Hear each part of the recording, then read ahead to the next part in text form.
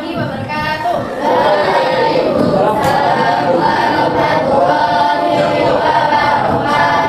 Gimana kabarnya hari ini? Baik? Baik. Sebelum kita mulai belajar pada hari ini, mari kita sama-sama membaca lafaz basmalah. Bismillahirrahmanirrahim. Hari kita berapa? 30. Dari yang bulan ya. Hari ini yang nggak berangkat siapa?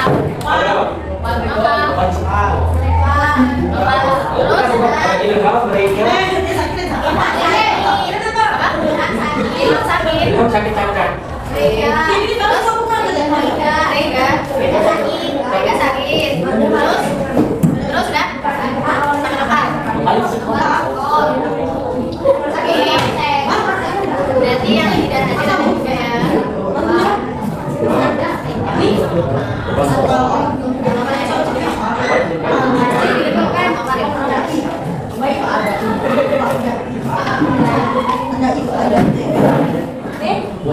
Udah siap belajar hari ini?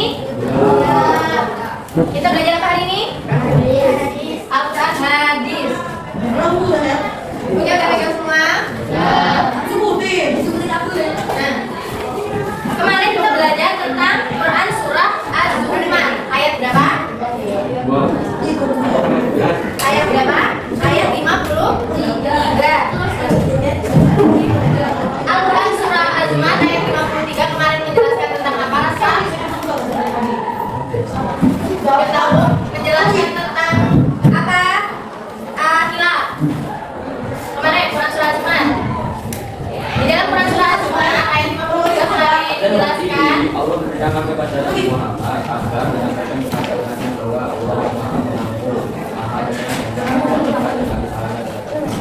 Pinter, Raska, ya. Jadi Quran surah Az-Zumar ayat 53 kemarin dijelaskan bahwa Allah Subhanahu wa taala memerintahkan kepada Nabi Muhammad SAW, diperintahkan bahwa Allah Subhanahu wa taala itu Maha Pengampun, Maha Penyayang. Sayangnya Allah itu bukan hanya untuk umat muslim tapi juga kepada semua umat. Ingat? Sekarang kita akan masuk ke Quran surah Al-Baqarah ayat 153. Semuanya udah dibaca? Udah dibuka? Udah pernah baca ayat 153? Belum. Yuk kita baca bareng-bareng yuk. Wahid isnin salas. Bismillahirrahmanirrahim. Ya ayyuhalladzina amanu ista'inu bis-sabri was-shalah. Innallaha ma'as-sabirin. Artinya, wahai orang-orang yang beriman, mohonlah pertolongan kepada Allah dengan sabar dan sholat. Sungguh Allah beserta orang-orang yang sabar. Quran surah Al-Baqarah ayat 153. Nah, di dalam Quran surah Al-Baqarah ayat 153 yang ditekankan adalah sabar dan sholat. Ada yang ingat kemarin sabar itu apa? Menahan emosi, betul. Terus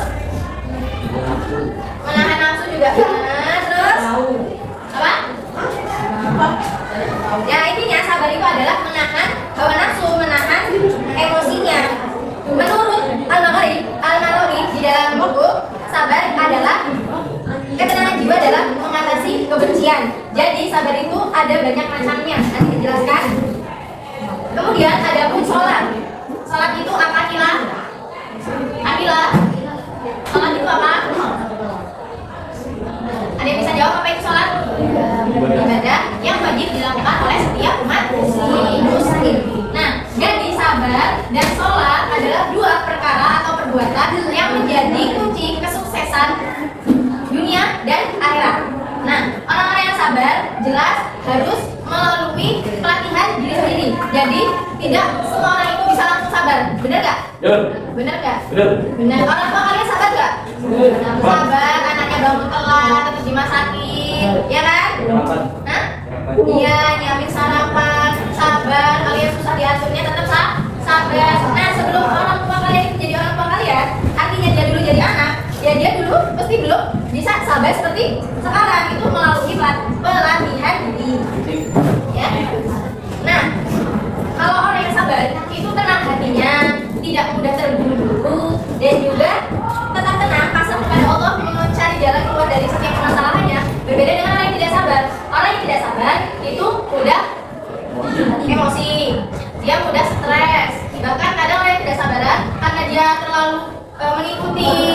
kemudian misal stresnya itu dia bisa juga bunuh diri. Dia bisa menghilangkan nyawanya sendiri kalau bisa dia tidak sabar ketika mendapatkan musibah. Bagi siswa seperti kalian itu penting gak sih sifat sabar? Kenapa?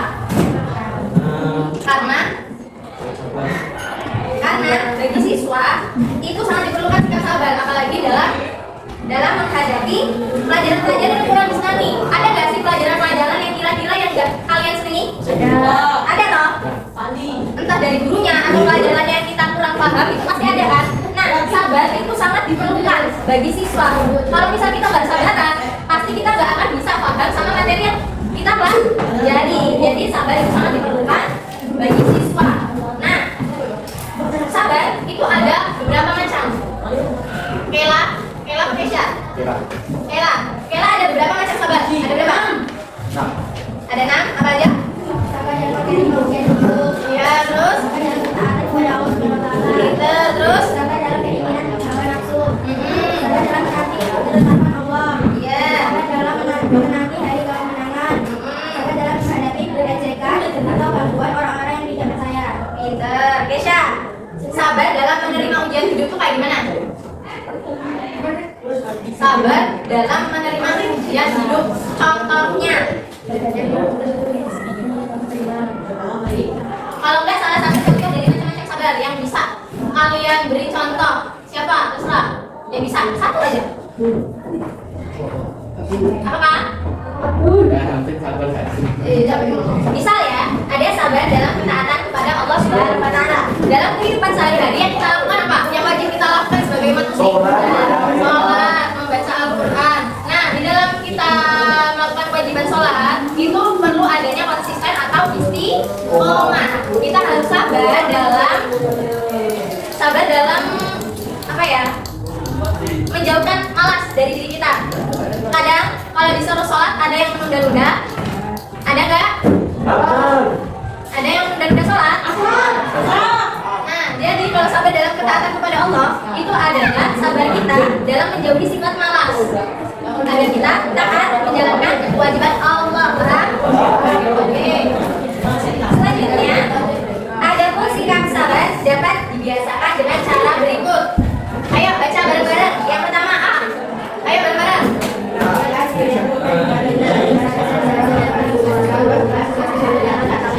B.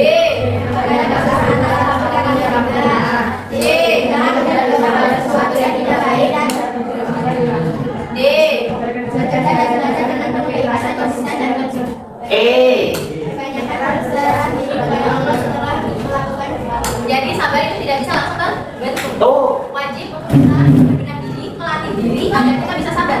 Bahkan orang tua pun tetap ada batas kesabaran. Guru tetap ada batas kesabaran dan kalian sebagai siswa juga punya batas kesabaran.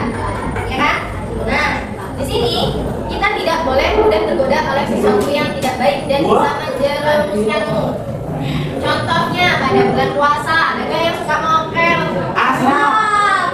Sama mana asraf? Nah, mokel itu ada perbuatan yang tidak baik. Betul nggak? Betul nggak? Kenapa betul?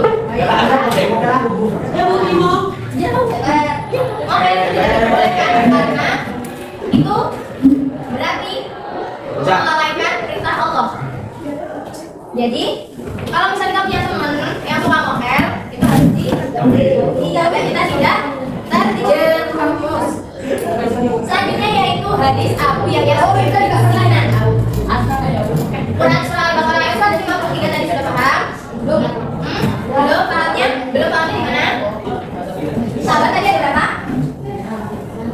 Macam sabar tadi kan ada 6.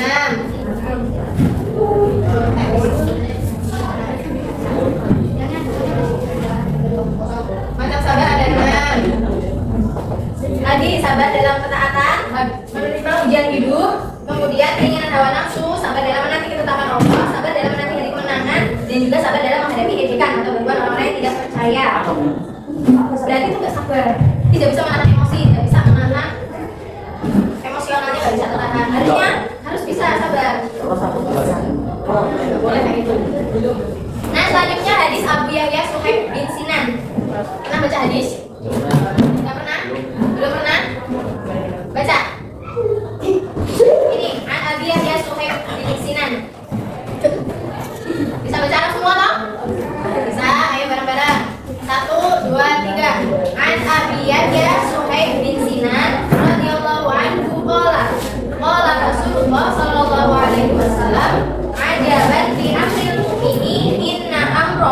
kullahu khairun wa laisa dzalika li ahadin illa lil mu'mini in asabathu sarra'u syakara fa kana khairan lahu wa in asabathu darra'u sabara fa kana khairan lahu. Artinya dari Abu Yahya Suhaib bin Sinan radhiyallahu anhu berkata, sungguh menakjubkan perkara orang mukmin. Sesungguhnya seluruh perkara orang mukmin adalah baik, dan perkara itu tidak dimiliki oleh seorang pun kecuali orang mukmin. Jika diberi kebahagiaan maka ia bersyukur, maka itu baik baginya. Jika diberi keburukan ia bersabar, maka itu baik baginya. Hadis riwayat Muslim. Nah, jadi Al-Quran merupakan pedoman hidup umat muslim yang pertama. Yang kedua, sebagai pedoman hidup itu namanya hadis. Hadis itu dari Rasulullah, nyambungnya ke Rasulullah, tapi memakai perantara. Nah, dari ini Abi Yahya Suhaib, dari Abu Yahya Suhaib bin Sinan. Jadi ini Rasulullah berkata, tapi kita dengarnya dari Abu Yahya Suhaib. Jadi tidak langsung dari Rasulullah. Nah, di hadis ini dijelaskan karakter asli orang mukmin menurut hadis, yaitu sangat positif. Jika diberi kebahagiaan ia selalu bersyukur, dan jika diberikan musibah terbesar dia sabar. Contohnya ketika mendapatkan musibah, misal kayak gempa. Pernah ngerasain gempa nggak di sini? Pernah. Enggak. Kalau di Lampung biasanya jarang yang ngerasain gempa. Iya, biasanya nggak kenceng. Kalau di tempat ibu, itu agak kerasa kalau gempa. Bahkan ada yang sampai rusak bangunan-bangunannya. Nah, di sini puting beliung. Nah, itu salah satu juga musibah yang bisa merusakkan bangunan. Ketika kita mendapatkan musibah, kita harus bersabar dan tidak boleh menyalahkan keadaan. Bahkan menyalahkan Tuhan itu sangat tidak boleh. Kita harus sabar, tapi tidak berputus asa. Kita pasrah, tapi tidak boleh berputus asa. Kita harus mencari jalan agar kita kembali baik. Kita mempunyai bangunan rumah kembali dan juga tidak terpuruk kembali. Orang yang senantiasa bersyukur terhadap nikmat Allah itu pasti akan ditambah lagi nikmatnya. Nikmat tersebut bisa berbagai macam bentuknya. Bisa ditambah kembali sesuatu seperti yang telah diberikan, ataupun berupa ketenangan jiwa, keberkahan hidup dan juga lain sebagainya. Paham? Nah, jadi bab 5 ini kita banyak belajar tentang sabar. Sabar dalam hal apapun. Bahkan dari kita dengan sesama teman kita itu harus sabar ketika ada ejekan. Kita tidak boleh membalas. Kalau misalnya kita membalas, berarti kita sama dengan alasan tersebut. Paham? Untuk ibu tutup pelajaran hari ini, tugasnya adalah mencari 2 contoh sabar dari 6 macam-macam sabar ini. Contohnya tadi ya, misal contoh sabar dalam ketaatan kepada Allah, yaitu konsisten bangun malam untuk sholat tahajud meskipun mengantuk atau puasa di cuaca panas.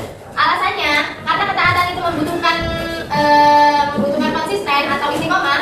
Jadi sabar itu diperlukan untuk melawan rasa malas, ngantuk. Nah, itu sabar itu diperlukan agar ibadah kita itu tetap berpegang teguh pada perintah Allah.